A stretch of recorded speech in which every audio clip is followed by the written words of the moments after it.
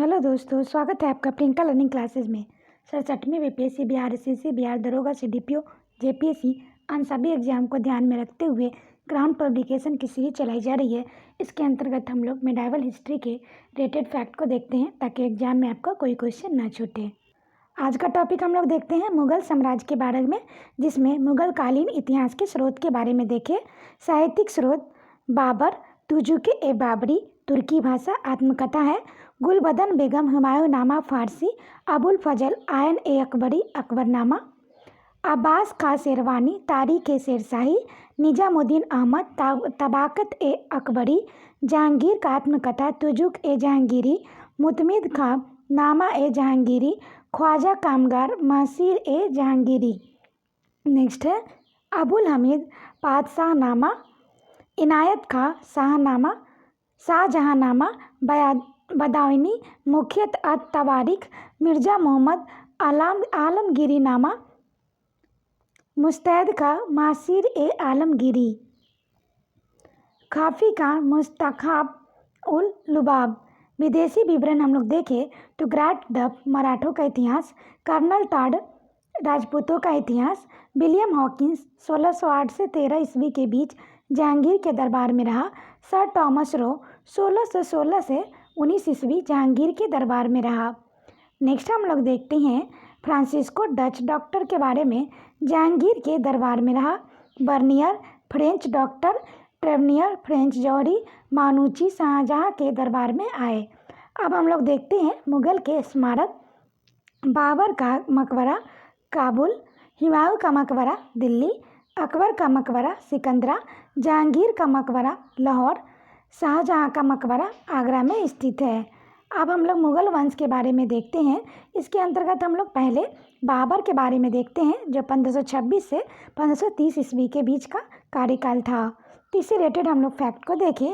मुगल साम्राज्य के संस्थापक जहरुद्दीन मोहम्मद बाबर थे। उनका जन्म 14 फरवरी 1483 ईस्वी को फरगना में हुआ था। वह पृथ्वी वंश की ओर से तैमूर वंश और मातृवंश की ओर से चंगेज़ खां का वंशज था। यानी कि पिता की ओर से तैमूर का और माता की ओर से ये चंगेज़ खां का था। कन्फ्यूजन नहीं होगा, ये अच्छे से समझ लें। नेक्स्ट फैक्ट हम लोग देखते हैं। बाबर 1494 ईस्वी में 11 वर्ष की आयु में फरंगना की गद्दी पर बैठा। नेक्स्ट है भारत पर आक्रमण से पहले बाबर ने काबुल, बुखारा, खुरासान और समरकंद पर विजय प्राप्त की थी। ये जगह सब इम्पॉर्टेंट है, इसे ध्यान रखेंगे, यहाँ से क्वेश्चन आता है। नेक्स्ट है बाबर ने 1507 ईस्वी में काबुल जीतने के बाद पातशाह की उपाधि धारण की। यहाँ से क्वेश्चन बनता है, इसलिए ध्यान रखेंगे। अब हम लोग देखते हैं बाबर का भारत पर आक्रमण। बाबर ने अपने प्रथम आक्रमण 1519 ईस्वी में बांजौर और भेरा को जीता और वापस चला गया। बाबर खैबर दर्रे से होकर आया था। कभी कभी दर्रे क्वेश्चन पूछ देता है, तो इम्पॉर्टेंट है, ध्यान रखेंगे। दूसरा आक्रमण भी 1519 ईस्वी में हुआ और वह पेशावर से वापस चला गया। नेक्स्ट है तीसरा आक्रमण 1520 ईस्वी में हुआ और सियालकोट के उसके अधिकार में आ गया। नेक्स्ट है बाबर ने अपने चौथे आक्रमण 1524 ईस्वी में पंजाब के अधिकांश भाग पर कब्जा कर लिया। नेक्स्ट हम लोग देखते हैं बाबर द्वारा लड़े गए प्रमुख युद्ध, जिसमें से पहला युद्ध हम लोग देखें, काफ़ी इंपॉर्टेंट है, पानीपत का प्रथम युद्ध। ये डेट कभी कभी पूछ देता है, हमेशा याद रखेंगे। तो पहला युद्ध कब हुआ था? तो 21 अप्रैल 1526 ईस्वी में। इस युद्ध में बाबर और इब्राहिम लोदी के मध्य हुआ था। बाबर विजयी रहा और इब्राहिम लोदी मारा गया। यहाँ से इम्पॉर्टेंट फैक्ट है, किसके किसके बीच में हुआ और डेट भी याद रखेंगे। बाबर ने इस युद्ध में तुगलुकमा युद्ध पद्धति व तोपखाने, इस युद्ध में पहली बार तोपों का प्रयोग हुआ। यहाँ से भी क्वेश्चन बनता है, तो ध्यान रखेंगे। उस्ताद अली कुली मुस्तफ़ा बाबर और तोपची थे। उन्होंने तोपों को सजाने में उस्मानी विधि यानी कि रोमी विधि का प्रयोग किया। ये भी इम्पोर्टेंट बनता है, ध्यान रखेंगे। नेक्स्ट युद्ध के बारे में हम लोग देखें तो ये है खानवा का युद्ध। खानवा का युद्ध कब हुआ? 17 मार्च 1527 ईस्वी को। यह युद्ध बाबर और मेवाड़ के शासक राणा सांगा के बीच हुआ। युद्ध जीतने के बाद बाबर ने गाजी की उपाधि ग्रहण की। यह भी क्वेश्चन पूछता है। तो ध्यान रखेंगे किस युद्ध के बाद उपाधि धारण की थी, तो ये खानवा के युद्ध के बाद। नेक्स्ट हम लोग देखते हैं चंदेरी का युद्ध। ये हुआ था 29 जनवरी 1528 ईस्वी को। यह युद्ध बाबर और मेदिनी राय के मध्य हुआ था। इम्पोर्टेंट बनता है, ध्यान रखेंगे। जिसमें मेदिनी राय मारा गया, उसने इस युद्ध में जिहाद घोषित किया। ये भी इम्पोर्टेंट बनता है, ध्यान रखेंगे। नेक्स्ट युद्ध है घाघरा का युद्ध, मई 1529 ईस्वी में हुआ। इस युद्ध में बाबर ने घाघरा के तट बिहार व अफगानों को पराजित किया। यह बाबर द्वारा लड़ी गई अंतिम लड़ाई थी। नेक्स्ट हम लोग देखते हैं पानीपत युद्ध जीतने के बाद बाबर ने सरदारों को उचित इनाम दिए और हुमायूं को बाबर ने कोहिनूर का हीरा दिया। बाबर की इस उदारता के लिए कलंदर का पुकारा गया। किसे कहा गया? तो ये पानीपत के युद्ध जीतने के बाद। नेक्स्ट है बाबर ने पद में एक नवीन शैली में मुबय्यान को लिखा, जो मुस्लिम कानून की पुस्तक है। इम्पॉर्टेंट बनता है, ध्यान रखेंगे। नेक्स्ट है बाबर की आत्मकथा तुजुके बाबरी तुर्की भाषा में थी। यहाँ से बार बार क्वेश्चन पूछता है किस भाषा में थी, तो तुर्की और पुस्तक का नाम भी, इसलिए ध्यान रखेंगे। जिसे अकबर ने अब्दुल रहीम खाने द्वारा फारसी भाषा में रूपांतरण कराया था। इम्पॉर्टेंट है, ध्यान रखेंगे। इसमें भारत में 5 मुसलमान राज्य हैं, दिल्ली, गुजरात, बमनी, मालवा, बंगाल, 2 काफिर राज्य विजयनगर और मेवाड़ का वर्णन है। नेक्स्ट है उसने आगरा में ज्यामितीय विधि पर नूरे अफगान नामक बाग लगवाया, जिसे आराम बाग कहा जाता है। नेक्स्ट है 26 दिसंबर 1530 ईस्वी को बाबर की मृत्यु आगरा में हुई। पहले उसे आगरा के आराम बाग में, परंतु बाद में उसे काबुल में उसी के द्वारा चुने गए स्थान पर दफना दिया गया। इम्पॉर्टेंट है, कहाँ दफनाया गया था, तो काबुल में। बाबर ने मरने से पहले हुमायूं को अपना उत्तराधिकारी घोषित किया।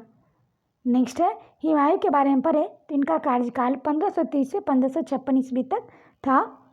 बाबर ने सबसे बड़े पुत्र हुमायूं का जन्म 6 मार्च 1508 ईस्वी को काबुल में हुआ। उनकी माँ माहत सुल्ताना थी। हुमायूं के भाई को देखें तो ये कामरान और अस्करी थे। कामरान माँ गुलरुख बेगम से काबुल और गंधार क्षेत्र का, और हुमायूं के मुल्तान व पंजाब सौंपा। अस्करी माँ गुलकुल बेगम के संभल का क्षेत्र। हिंदाल के बारे में देखें तो माँ दिलदार बेगम के अलवर का क्षेत्र। सुलेमान मिर्जा चचेरा भाई बख्त खां का क्षेत्र था। हुमायूं ने 30 दिसंबर 1530 ईस्वी को 23 वर्ष की आयु में आगरा की गद्दी संभाली। नेक्स्ट है हुमायूं द्वारा लड़े गए युद्ध में पहला है कालिंजर पर आक्रमण। 1531 ईस्वी को हुमायूं ने कालिंजर के शासक प्रताप रुद्रदेव पर अपना पहला आक्रमण किया, लेकिन वह असफल रहा। नेक्स्ट है दोरैया का युद्ध और चुनार का प्रथम घेरा 1532 ईस्वी। यह युद्ध हुमायूं और अफगान महमूद लोदी के मध्य हुआ, जिसमें महमूद लोदी पराजित हुआ। इसके बाद हुमायूं ने चुनारगढ़ का घेरा डाला, शेर शाह के हाथों से छीनने का प्रयत्न किया। नेक्स्ट हम लोग देखते हैं बहादुर शाह के संघर्ष 1535 से 36 ईस्वी तक चली, यानी कि 1 साल। हुमायूं ने गुजरात के शासक को हराकर मांडू और चंपानेर के दुर्ग को जीता। नेक्स्ट है चौसा का युद्ध, काफ़ी इंपॉर्टेंट है, ध्यान रखेंगे। यह युद्ध कब हुआ था, तो 26 जून 1539 ईस्वी को। यह युद्ध हुमायूं और शेर खां के मध्य चौसा नामक स्थान पे हुआ। चौसा कर्मनाशा नदी पर स्थित था। यहाँ से क्वेश्चन बनता है, ध्यान रखेंगे। यह युद्ध में हुमायूं पराजित हुआ। युद्ध जीतने के बाद शेर खां ने शेर शाह की उपाधि धारण की। इस युद्ध में हुमायूं बड़ी मुश्किल से निजाम नामक एक भिश्ती की सहायता से गंगा पार कर सका। नेक्स्ट है कन्नौज या राम का युद्ध 17 मई 1540 ईस्वी। इस युद्ध में शेर शाह ने हुमायूं को पराजित कर आगरा और दिल्ली पर अधिकार कर लिया और हुमायूं भारत छोड़कर सिंध चला गया। नेक्स्ट हम लोग देखते हैं हुमायूं का निष्कासित जीवन 1540 से 55 ईस्वी। इसमें 15 वर्ष के निष्कासित जीवन के दौरान हुमायूं ने हिंदाल के गुरु मीर अली अकबर जामी की पुत्री हमीदा बानो बेगम से 1541 ईस्वी में विवाह किया, जिसे कालांतर में अकबर को जन्म दिया। नेक्स्ट हम लोग देखते हैं भारत की पुनः विजय और मृत्यु 1555 से 56 ईस्वी, यानी कि 15 मई 1555 को मच्छीवाड़ा के युद्ध में मुगलों की विजय हुई और पंजाब को जीत लिया। नेक्स्ट हम लोग देखते हैं 22 जून 1555 को सरहिंद के युद्ध में मुगलों ने सिकंदर सुर को पराजित किया। इसके बाद हुमायूं ने दिल्ली, अकबरा, संभल आदि क्षेत्रों पर कब्जा कर लिया। नेक्स्ट है 23 जुलाई 1555 ईस्वी को हुमायूं एक बार फिर दिल्ली का बादशाह बना। नेक्स्ट है हुमायूं की मृत्यु दिन पनाह की पुस्तकालय की सीढ़ियों से गिरकर 24 जनवरी 1556 ईस्वी को हुई। 1556 ईस्वी को उसने अकबर को अपना उत्तराधिकारी नियुक्त किया। दिल्ली में दीन पनाह नामक नगर की स्थापना हुमायूं ने की। इम्पॉर्टेंट है तो ध्यान रखेंगे। नेक्स्ट हम लोग देखते हैं शेर शाह सूरी शेर खां 1540 से 45 ईस्वी। शेर शाह ने उत्तर भारत में सूर्य वंश की द्वितीय अफगान साम्राज्य की स्थापना की। पहला अफगान साम्राज्य लोधी वंश का था। नेक्स्ट फैक्ट देखते हैं शेर शाह का जन्म 1472 ईस्वी में डॉक्टर कानुंगे के अनुसार 1486 ईस्वी में हुआ था। उसके बचपन का नाम फरीद था। 1497 से 1518 ईस्वी तक निरंतर 21 वर्ष तक फरीद ने अपने पिता की जागीर की देखभाल की और शासन का अनुभव प्राप्त किया। बहर खां लोहानी ने फरीद को शेर को मारने के उपलक्ष्य में शेर खां की उपलब्धि दी। नेक्स्ट है शेर खां ने हजरत ए आला की उपाधि ग्रहण की और दक्षिण बिहार का वास्तविक शासक बना। नेक्स्ट है 1530 ईस्वी में शेर शाह ने चुनार के किलेदार ताज खां विधवा पत्नी लॉर्ड मलिका से विवाह कर चुनार के किले का अधिकार किया। नेक्स्ट है 1539 ईस्वी में चौसा के युद्ध में हुमायूं को पराजित करने के बाद शेर खां ने शेर शाह सुल्तान ए आदिल की उपाधि ग्रहण की और सुल्तान बना। नेक्स्ट है 22 मई 1545 ईस्वी को कालिंजर पर आक्रमण के समय तोपखाना फट जाने से शेर शाह की मृत्यु हो गई और कालिंजर का शासक कीरत सिंह था। अब हम लोग मुगलों के शासन प्रबंध के बारे में देखें। इसमें केंद्रीय प्रशासन में शेर शाह स्वयं शासन का प्रधान था। उसके अंतर्गत निम्न विभाग थे। तो देखते हैं दीवाते वजारत वित्त विभाग मुख्य अधिकारी वजीर थे। दीवाने आरिज सैन्य विभाग मुख्य अधिकारी आरजे मुमालिक। दीवाने रसालत विदेशी मंत्री की भांति कार्य। दीवाने ईसा सुल्तान के आदेशों को लिखना प्रधान दीवरे मुमालिक। दीवाने काजा सुल्तान के बाद मुख्य न्यायाधीश। दीवाने वरीद गुप्तर विभाग। नेक्स्ट हम लोग प्रांतीय प्रशासन के बारे में देखें। सूबा शेर शाह ने संपूर्ण सूबे को सरकारों में बांटकर प्रत्येक को एक सैनिक अधिकारी की देखरेख में छोड़ दिया। उनकी सहायता के लिए सूबे में एक असैनिक अधिकारी अमीन बंगाल भी नियुक्त किया गया। सरकार के बारे में देखिए। प्रत्येक सरकार में 2 प्रमुख अधिकारी थे जिन्हें सिकदार ए सिकंदरा सैनिक अधिकारी और मुंसिफ ए मुंसफा न्याय अधिकारी कहा जाता था। अब हम लोग परगना के बारे में देखते हैं। तो परगना क्या, तो ये प्रत्येक सरकार कई परगनों में बटा हुआ था, यानी छोटे छोटे राज्यों में। प्रत्येक परगने में सिकदार सैनिक अधिकारी, एक मुंसिफ यानी दीवानी मुकदमों का निर्णय करना, एक फौजदार खजांची और 2 कानून क्लर्क जो हिसाब किताब होते थे। नेक्स्ट हम लोग देखते हैं अर्थव्यवस्था के बारे में। शेर शाह ने उत्पादन के आधार पर भूमि को 3 श्रेणियों में बांटा, अच्छी, मध्यम और बुरी। उसने भूमि का निर्धारण के लिए राई फसलदारों की सूची को लागू करवाया।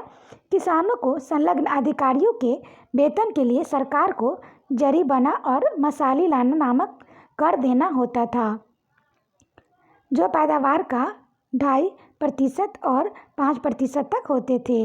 नेक्स्ट है उसने भूमि की माप के लिए सिकंदरी गज 31 अंगुल या 32 इंच का सन की डंडी का प्रयोग करवाया। इम्पॉर्टेंट है, यहाँ से क्वेश्चन बनता है तो ध्यान रखेंगे। नेक्स्ट हम लोग देखते हैं शेर शाह ने लगान निर्धारण के लिए 3 प्रकार की प्रणालियाँ अपनाई। गल्ला बक्सी बटाई, नक्श मुक्ताई और कानकुत।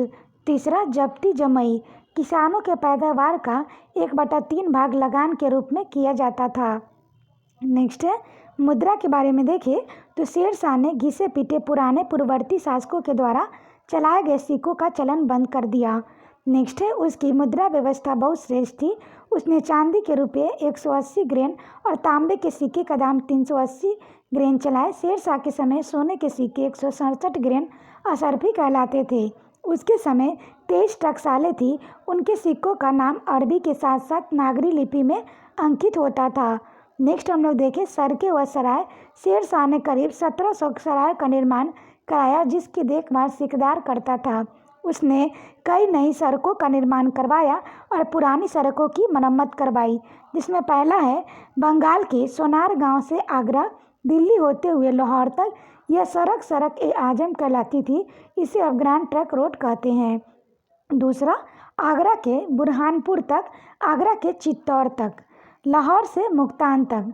अब हम लोग भवन और इमारतें के बारे में देखें तो शेरशाह ने रोहतासगढ़ किला, दिल्ली का पुराना किला दीन पन्ना को तुड़वाकर एवं उनके अंदर किला कूना, सासाराम बिहार में स्वयं का मकबरा बनवाया, कन्नौज नगर को बर्बाद कर शेरसूर नगर बसाया और पाटलिपुत्र को पटना के नाम से पुनः स्थापित किया। अन्य तथ्य देखें, मलिक मोहम्मद जैसी शेरशाह सूरी कालीन के थे। नेक्स्ट है शेरशाह का समकालीन इतिहासकार हसन अली खां था, जिसे तवारीख ए दौलते शेरशाही की रचना की थी। नेक्स्ट हम लोग अकबर के बारे में देखें तो इनका था 1556 से 1605 ईस्वी तक। अकबर का जन्म 15 अक्टूबर 1542 ईस्वी को अमरकोट के राजा बीरसैल के महल में हुआ। उनकी माता का नाम हमीदा बानो बेगम था। वह 3 वर्ष तक अक्सकरी के संरक्षण में था। अकबर की हुमायूं से भेंट पुनः उस समय हुई जब हुमायूं ने काबुल और कंधार पर विजय प्राप्त की। उस समय का नाम जलालुद्दीन मुहम्मद अकबर रखा गया। अकबर ने गजनी और लाहौर के सूबेदार के रूप में कार्य किया। नेक्स्ट है हुमायूं की मृत्यु के अवसर पर वह अपने संरक्षक बैरम खां के साथ पंजाब में सिकंदर सूर से युद्ध कर रहा था। अकबर का राज्याभिषेक पंजाब में गुरदासपुर जिले के निकट कलानौर नामक स्थान पर 14 फरवरी 1556 ईस्वी को बैरम खां की देखरेख में मिर्जा अबुल कासिम ने किया। इम्पॉर्टेंट है, यहाँ से क्वेश्चन बनता है, ध्यान रखेंगे। अब हम लोग देखते हैं बैरम खां के संरक्षण में अकबर 1556 से 60। अकबर ने बैरम खां को अपना वकील यानी वजीर नियुक्त किया। उसे खां ने खाना की उपाधि प्रदान की। अकबर की प्रारंभिक कठिनाइयों का हल निकालने और भारत में मुगल साम्राज्य की सुरक्षा करने का श्रेय बैरम खां को था। नेक्स्ट हम लोग देखते हैं पानीपत का दूसरा युद्ध 5 नवंबर 1556 ईस्वी। पानीपत का दूसरा युद्ध वास्तव में अकबर के संरक्षक बैरम खां और मोहम्मद आदिल शाह सुर के वजीर हेमू, जिसने दिल्ली पर अधिकार कर विक्रमादित्य का उपाधि धारण की, वह इस उपाधि को धारण करने वाला भारत का 14वां शासक था, के मध्य हुई, जिसमें हेमू पराजित और मृत्यु हो गई। नेक्स्ट देखते हैं 1560 ईस्वी में बैरम खां का पतन हो गया। अकबर ने उसे मल्ला चले जाने को कहा, मक्का जाने को कहा और मक्का जाते वक्त पाटन गुजरात नामक स्थान पर मुबारक खां नामक एक अफगान ने बैरम खां की हत्या कर दी। इसका क्वेश्चन पूछता है, ध्यान रखेंगे किसने हत्या कर दी थी। अब हम लोग देखते हैं पर्दा शासन 1560 से 1564 ईस्वी।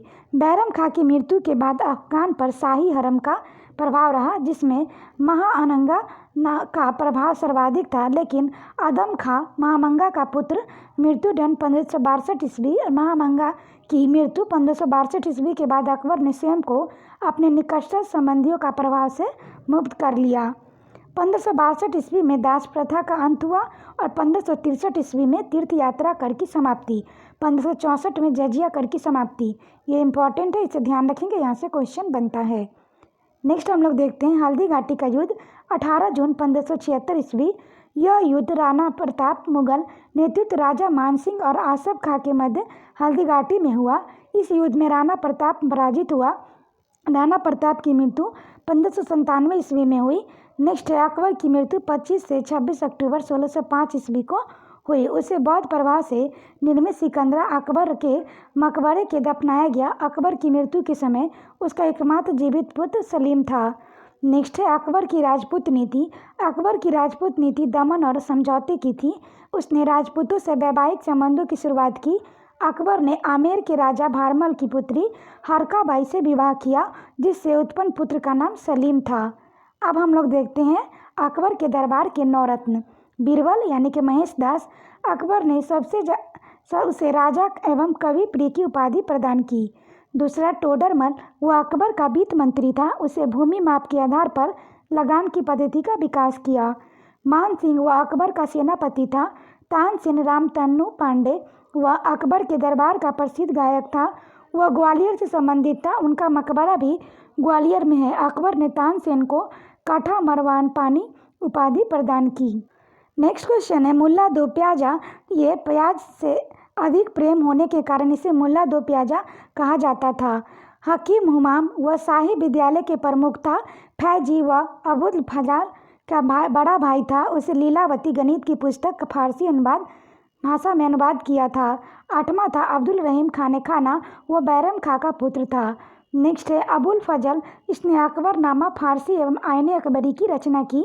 यह अकबर के शासनकाल का सरकारी गजट माना जाता है। 1602 ईस्वी में सलीम के इशारे पर ओरछा के राजा वीर सिंह बुलंदला ने अबुल फजल की हत्या कर दी। अब हम लोग देखते हैं अकबर का साम्राज्य विस्तार। इसमें पहला मालवा राजधानी सारंगपुर 1561 ईस्वी में पराजित शासक बाज बहादुर, मुगल सेनापति आदम खां। चुनार ये 1561 ईस्वी में आसफ खां सेनापति था।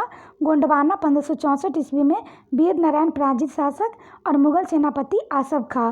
राजस्थान में आमेर जयपुर 1562 ईस्वी में पराजित शासक भारमल और मुगल सेनापति स्वेच्छा से अधीनता स्वीकार की। नेक्स्ट हम लोग देखते हैं मेरता 1562 ईस्वी और जयमल था पराजित शासक और सैफुद्दीन सेनापति। मेवाड़ 1568 ईस्वी उदय सिंह पराजित शासक और अकबर सेनापति। हल्दी घाटी युद्ध में हुआ था। इसमें रणथंभौर में हल्दी घाटी युद्ध 1576 में महाराणा प्रताप शासक पराजित शासक था और सेनापति आसफ खां और मान सिंह। रणथंभौर 1569 ईस्वी में सुजन राय था पराजित शासक और अकबर एक भगवान दास। कालिंजर उत्तर प्रदेश में 1569 ईस्वी में रामचंद्र पराजित शासक, मनोज खां सेनापति। मारवाड़ 1570 ईस्वी में चंद्रसेन स्वेच्छा से अधीनता स्वीकार की। बीकानेर 1570 ईस्वी में पराजित शासक राय कल्याणमल और सेनापति स्वेच्छा से अधीनता स्वीकार की। जैसलमेर 1570 ईस्वी में हराय इसके अपराजित शासक थे और सेनापति स्वेच्छा से अधीनता स्वीकार की। नेक्स्ट है गुजरात। प्रथम युद्ध में 1572 ईस्वी में मुजफ्फर खां तृतीय पराजित सेना शासक और अकबर सेनापति। द्वितीय में 1573 ईस्वी में मोहम्मद हुसैन मिर्जा इसमें पराजित शासक और अकबर सेनापति। बिहार एवं बंगाल 1574 से 76 दाऊद खां पराजित शासक और सेनापति मुनीस खां एवं अकबर। नेक्स्ट हम लोग देखें काबुल 1581 ईस्वी हकीम मिर्जा पराजित शासक और सेनापति मानसी एवं अकबर। कश्मीर में 1586 ईस्वी में यासूब खां पराजित शासक, भगवान दास और कासिम खां सेनापति। सिंध 1590 ईस्वी में जानी बेग पराजित शासक और अब्दुल रहीम खाने खाना ये थे सेनापति। उड़ीसा 1590 से 92 निसार खां पराजित शासक, मान सिंह सेनापति। बलूचिस्तान 1595 ईस्वी पन्नी अफगान पराजित शासक, मीर मासूक सेनापति। कंधार 1595 ईस्वी मुजफ्फर हुसैन पराजित शासक, मुगल सरदार साहेब को स्वेच्छा से किला सौंप दिया। नेक्स्ट है दक्षिण भारत में खानदे 1591 ईस्वी में अली खां पराजित शासक, स्वेच्छा से अधीनता स्वीकार की। अहमदनगर 1600 ईस्वी बहादुर निजाम शाह खाने खाना शाहजादा मुराद। नेक्स्ट है असीरगढ़ 1601 ईस्वी मीरन बहादुर पराजित शासक, अकबर यह उनका अंतिम अभियान था। ये भी पूछ सकता है कौन सा, तो असीरगढ़ दक्षिण भारत में यह अकबर का अंतिम अभियान था। नेक्स्ट हम लोग देखते हैं अकबर की धार्मिक नीति। अकबर की धार्मिक नीति का उद्देश्य सार्वभौमिक सहिष्णुता थी। इसमें पहला इबादत खाना प्रार्थना भवन 1575 ईस्वी अकबर ने फतेहपुर सीकरी में दार्शनिक एवं धार्मिक विषयों पर वाद विवाद के लिए इबादत खाना स्थापित करवाया। पहले यह केवल इस्लाम धर्म के लोगों के लिए खुला था, परंतु 1578 ईस्वी में सभी धर्म के लोग इबादत खाना जाने लगे। नेक्स्ट है अकबर ने विभिन्न धर्म के विद्वानों को इबादत खाना में आमंत्रित किया, जिसके प्रमुख थे जैन धर्म से चिंद चंद सूरी, हरि विजय सूरी, विजय सेन सूरी, पारसी धर्म से दस्तूर मेहर जी राणा, ईसाई धर्म से मोहतराज एकाबीबा और हिंदू धर्म से पुरुषोत्तम और देवी। मजहरनामा घोषणा पत्र 1579 ईस्वी मजहरनामा द्वारा अकबर ने स्वयं को धर्म के मामले में सर्वोच्च बना दिया। इसके बाद उसने सुल्तान ए आदिल की उपाधि धारण की। नेक्स्ट है दीन ए इलाही 1582 ईस्वी अकबर ने सभी धर्मों में सामंजस्य स्थापित करने के लिए दीन ए इलाही अबुल फजल के अनुसार तौहीद ए इलाही स्थापना की। बीरबल इसे स्वीकार करने वाला प्रथम और अंतिम हिंदू था। सुलह-कुल, इसके द्वारा अकबर ने सार्वभौमिक सौहार्द व शांति स्थापित करने की कोशिश की। अकबर ने हरिविजय सूरी को जगत गुरु व चिन्नचंद्र सूरी को युग प्रधान की उपाधि प्रदान की। नेक्स्ट हम लोग देखते हैं सामाजिक कार्य। अकबर ने तुलादान, पायपोस, झरोखा दर्शन जैसी पारसी परंपराओं को शुरू किया। बराउद्दीन ने फतेहपुर सीकरी का खाका तैयार किया था। अकबर ने सती प्रथा को रोकने का प्रयास किया। विधवा विवाह कानूनी मान्यता दी। शराब बिक्री पर रोक लगाई और लड़के लड़कियों के विवाह की उम्र 16 वर्ष और 14 वर्ष निर्धारित की। नेक्स्ट है मनसबदारी व्यवस्था। अकबर ने 1574 ईस्वी में मनसबदारी व्यवस्था के आधार पर सैन्य संगठन किया। यह व्यवस्था सैन्य व्यवस्था का आधार थी। प्रत्येक सैनिक अधिकारी मनसब पद प्रदान किया गया। नेक्स्ट हम लोग देखते हैं इस व्यवस्था का मुख्य आधार दशमलव प्रणाली था। मीर बख्शी मनसबदारों की सूची रखता था। बाद में अकबर ने मनसबदारी व्यवस्था में जाट और सवार के पदों का आरंभ किया था। नेक्स्ट है लगान व्यवस्था। राज्य की आय की प्रमुख साधन लगान भूमि करता। अकबरकालीन लगान व्यवस्था श्रेष्ठतम लगान पद्धति थी। दासाला व्यवस्था 1580 से टोडरमल ने प्रारंभ किया। उसका मुख्य सहायक ख्वाजा शाह मंसूर था। नेक्स्ट प्रणाली कनकुद प्रणाली। इसमें फसल देखकर पैदावार का अंदाजा लगाया जाता था। नेक्स्ट है भूमि नापने के लिए 1586 से 87 ईस्वी में गज इलाही 41 अंगुल 33.5 इंच का प्रयोग आरंभ किया गया। राज्य का हिस्सा पैदावार 1/3 भाग होता था। नेक्स्ट है गल्ला बख्ती बटाई। फसल का किसान एवं राज्य में बंटवारा। जब्ती का नकदी पैमाइश और गल्ले की किस्म के आधार पर लगान तय करना। आशा करते हैं आपको ये वीडियो पसंद आया होगा। वीडियो पसंद आया तो इसे लाइक करें, शेयर करें, साथ ही चैनल को सब्सक्राइब करें और वीडियो को 1-2 बार सुन लें ताकि आपका रिवीजन हो जाए और आपका यहाँ से कोई क्वेश्चन ना छूटे। तो आज के लिए इतना है दोस्तों, फिर मिलते हैं दूसरे वीडियो में। Thank you.